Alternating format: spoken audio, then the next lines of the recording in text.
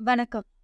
இன்னைக்கு பகவத்கீதையின் 13வது அத்தியாயமான க்ஷேத்ர க்ஷேத்ரஜ்ஞ யோகம் அத பத்தி தாங்க உங்ககிட்ட பேச போறேன். க்ஷேத்திரம்னாவே கோவில்னு நம்ம எல்லாருக்குமே தெரியும். க்ஷேத்ரஜ்ஞன்னு கோவில் கருவறையில் வீற்றிருக்கும் தெய்வம். அவங்க தான் க்ஷேத்ரஜ்ஞன். இங்க பகவத்கீதையில கிருஷ்ணர் சொல்ற க்ஷேத்திரம் என்ன தெரியுமா? நம்முடைய உடல். இந்த உடலில் தங்கியிருக்கும் அந்த ஜீவாத்மாவும் பரமாத்மாவும் தான் க்ஷேத்ரஜ்ஞன். இந்த உடல் வேறு ஆத்மா வேறுங்கிற ஆத்ம ஞானம் நமக்குள்ள பிறக்கணும்னு கிருஷ்ணர் ஆசைப்படுறாரு. இந்த ஆத்ம ஞானம் வளர்ந்தா நமக்கு பற்றில்லாமல் இருக்கும். ஒரு டிட்டாச்மெண்ட் இருக்கும். நாம யாரையும் துன்புறுத்த மாட்டோம். நம்மளுடைய வாழ்க்கை தாமரை இலை தண்ணீர் போல இருக்கும். இந்த உலகத்துல தான் வாழ்வோம். ஆனா அதுல நாம ஒரு டிட்டாச்மெண்டோட தான் வாழ்ந்துட்டு இருப்போம். அந்த மாதிரி இந்த உலகத்துல வாழ்ந்த பல மகான்கள் இருக்காங்க. ஆனா நம்மள மாதிரி சாதாரண மனிதர்களால அப்படி வாழ முடியுமானா முடியவே முடியாது. இருந்தாலும் கொஞ்சம் கொஞ்சமா இந்த ஆத்மா வேறு உடல் வேறுங்கிற அந்த அறிவை நாம நம்ம மனசுல விதைச்சு வச்சுக்கலாம். இன்னைக்கு இல்லைனாலும் என்னைக்காவது அது முளை விட தானே செய்யும். பகவானோட அனுகிரகத்தால அவருடைய நாமத்தை தினைக்கும் சொல்ல சொல்ல கண்டிப்பா இந்த ஞானம் முழுமையா வளர்றதுக்கு அவரே கண்டிப்பா உதவி பண்ணுவாரு. நம்ம ஜஸ்ட் விதைச்சு வைக்கலாம் போதுங்க. இந்த உடல் வேறு ஆத்மா வேறு. ஆனா இந்த உடலுக்கான இம்பார்ட்டன்ஸ் என்ன, ஆத்மாவுக்கான இம்பார்ட்டன்ஸ் என்னன்னு நம்ம முழுசா தெரிஞ்சுக்கணும். ஏன்னா நானே இப்போ ஒரு பிறவி எடுத்திருக்கேன், ஒரு நாயா பிறவி எடுத்திருக்கேன் அப்படின்னாலும் எனக்கு இந்த மாதிரி அறிவு இருக்குமா, பேச முடியுமா, பண்ண முடியுமானா கிடையாது. திங்கிங் கெப்பாசிட்டி கிடையாது. அரிது அரிது மானிடராய் பிறத்தல் அரிது. நமக்கு அரிய பிறவி கிடைச்சிருக்கு, மனித பிறவி. இந்த மனித பிறவியனோட தன்மையே ஆத்ம ஞானத்தை வளர்த்துக்கிறது தான். அதனாலதான் பல மகான்கள் பல்வேறு புராணம் இதிகாசங்கள் எல்லாமே இந்த மனித பிறவிய கொண்டாடி இருக்காங்க. தேவர்களுக்கு கூட அந்த அளவுக்கு கொண்டாட்டம் கிடையாது, மனிதர்களுக்கு மட்டும்தான். ஏன்னா தேவர்களும் மனிதர்கள் மாதிரியே தான். ஆனா அவங்க வேற உலகத்துல வாழ்றாங்க, அவ்வளவுதாங்க. அவங்களுக்கு துன்பங்கிறது கிடையாது, அவ்வளவுதான். ஏன்னா அவங்களுக்கு நிறைய எப்படி சொல்றது, நிறைய ஐஸ்வர்யங்கள் இருக்கும். துன்பம் கிடையாது, வெறும் இன்பம் மட்டும்தான். எல்லாமே இருக்கு. ஆனா அவங்களால தெய்வத்தை பத்தி யோசிக்க முடியாது. தெய்வத்தை அடையணுங்கிற எண்ணமும் அவங்களுக்கு வரவே வராது. ஆனா மனிதர்களுக்கு அந்த எண்ணம் வரும். அதனாலதான் தேவர்களை காட்டிலும் மனிதர்களுக்கு அதிக பெருமை. தேவர்கள் வாழ்ற உலகத்துல கூட பகவான் அவதரிக்கவே இல்லைங்க. நம்ம மனிதர்கள் வாழ்ற உலகத்துலதான் பல கட்டத்துல பல பகவான். ஏன் கிருஷ்ணரே 10 அவதாரம் இல்லைங்க, 22க்கு மேல அவதாரம் எடுத்திருக்காரு. ஏன்னா முக்கிய அவதாரம் அமுக்கிய அவதாரம் நிறைய இருக்கு. அதே மாதிரி சிவபெருமான், இவங்க எல்லாருமே பாத்தீங்கன்னா பிரத்யக்ஷமா தன்னுடைய அடியார்களுக்காக பக்தர்களுக்காக நேர்லயே காட்சி தந்து அவங்களுக்காக வேலை செஞ்சு அடியும் பட்டு குட்டும் பட்டு அவ்வளோ பெருமை இந்த மனித பிறவிக்கு மட்டும்தாங்க உண்டு. அப்பேற்பட்ட மனித பிறவி அடைஞ்ச நாம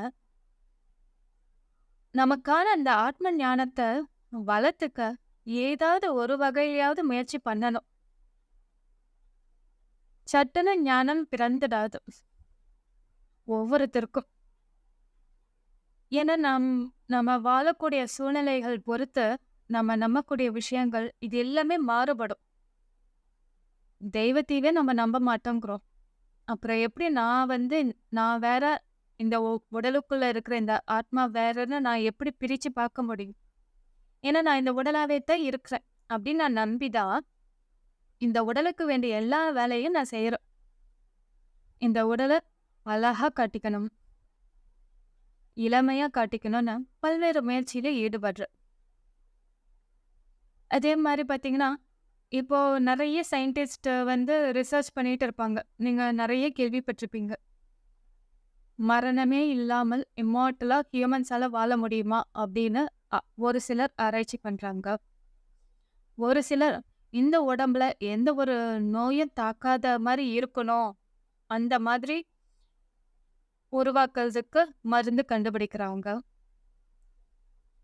இன்னும் ஒரு சிலர் காலம் பூரா இளமையாவே இருக்கணும். வயசே ஆகக்கூடாது.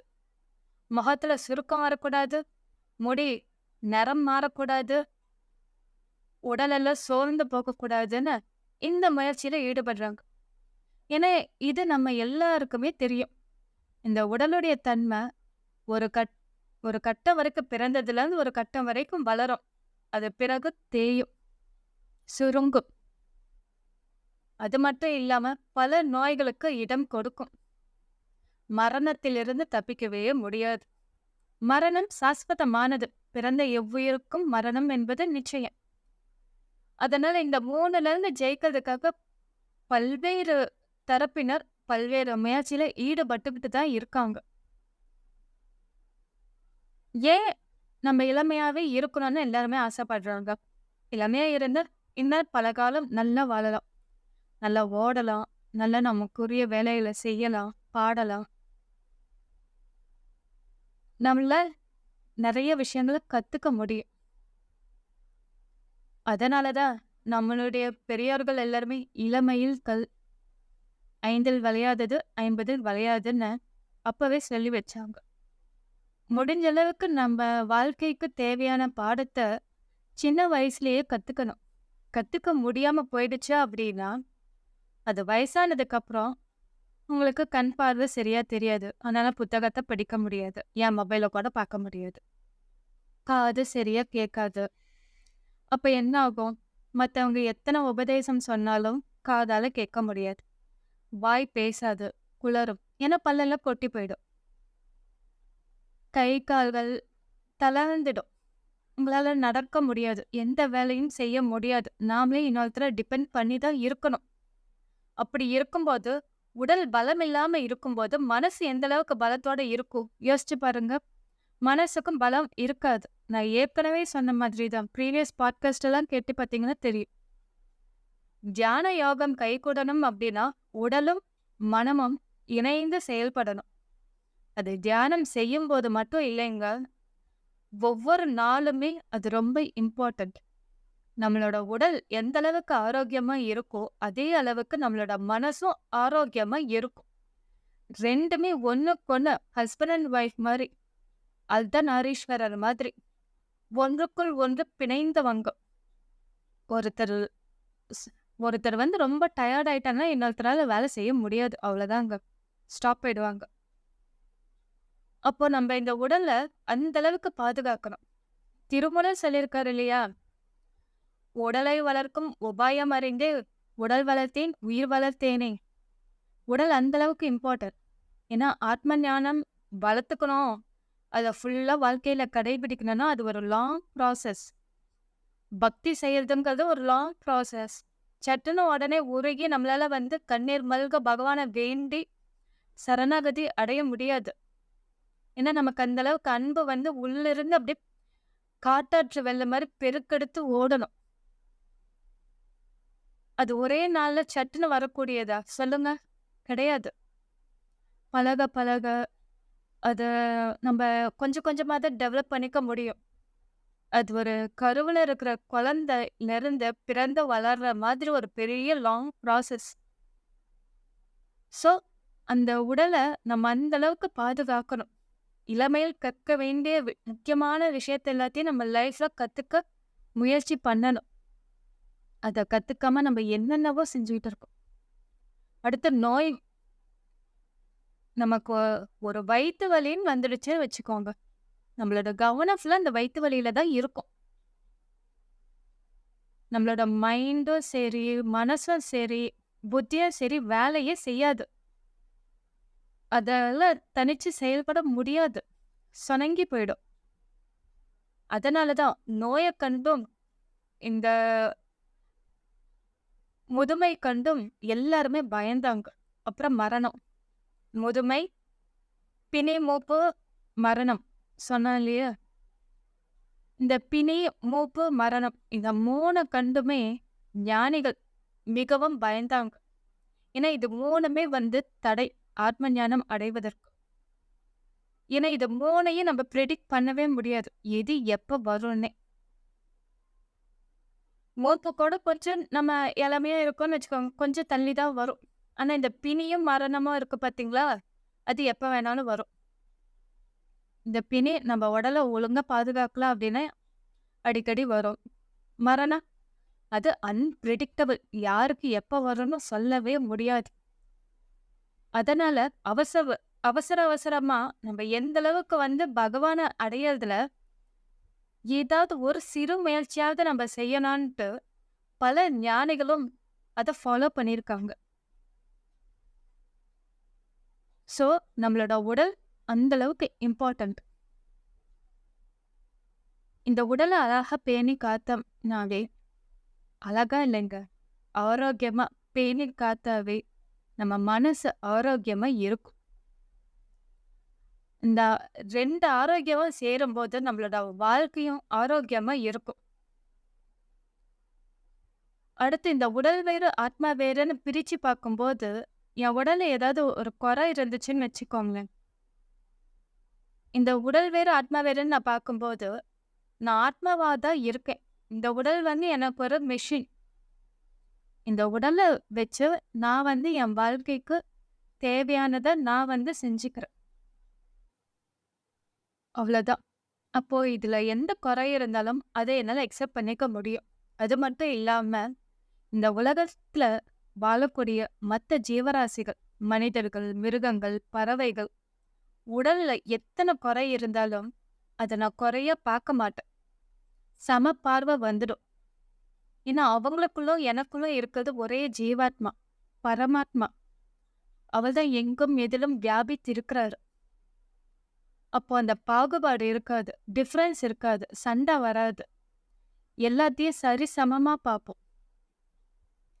ஒவ்வொருத்தரும் நம்ம அன்போடு நேசிப்போம், உதவியா இருப்போம். அதுக்கு ஒரு சீட் அப்படின்னா இந்த உடல் வேறு ஆத்மா வேறுங்கிற ஞானத்தை நாம வளர்த்துக்கிறதுல மட்டும்தான். இதுதாங்க நான் இந்த யோகத்துல இருந்து கத்துக்கிட்டது. திருமந்திரத்து திருமூலர் சொன்னது தாங்க எனக்கும். உள்ளம் பெருங்கோயில் ஊனுடம்பு ஆலயம், வள்ளல் பிரானுக்கு வாய் கோபுர வாசல், தெள்ளத் தெளிந்தார்க்கு ஜீவன் சிவலிங்கம், கள்ள புலனைந்தும் காலா மணிவிளக்கே. இந்த உடலை கோவிலா பாவிச்சு வாழ ஆரம்பிச்சிட்டோம்னா நம்மளுடைய 5 புலன்களும் சரி, மனசும் சரி கட்டுப்படும். நமக்குள்ள இருக்கிற அந்த ஜீவாத்மாவையே சிவலிங்கமா பாவிச்சு பூஜை செய்யலாம். என்னைக்குமே நான் போன பாட்காஸ்ட்ல சொன்ன மாதிரி தாங்க, பக்திங்கிறது மனோபாவம். மனசுல செய்யற பக்திக்கு நாம உடலால எத்தனை கோவிலுக்கு போய் பூஜை பண்ணாலும் அபிஷேகம் பண்ணாலும் உடல் தேய தேய எத்தனை சேவை செஞ்சாலும் அதுக்கு ஈடே ஆகாது. நாம எல்லாரும் கோவிலுக்கு போனோம்னா விளக்கேற்றுவோம். அதுக்கான அர்த்தம் என்னன்னு தெரியுமாங்க? ஏன்னா இந்த உடம்பு சரி, பானை, இந்த அகல் விளக்கு எல்லாமே பஞ்சபூதத்தால் ஆனதுதான். அந்த அகல் விளக்கும் நம்மளுடைய உடலா பாவிச்சு அதுல ஏத்தி வைக்கிற தீபம் தான் நம்முடைய ஜீவாத்மா, உயிர்.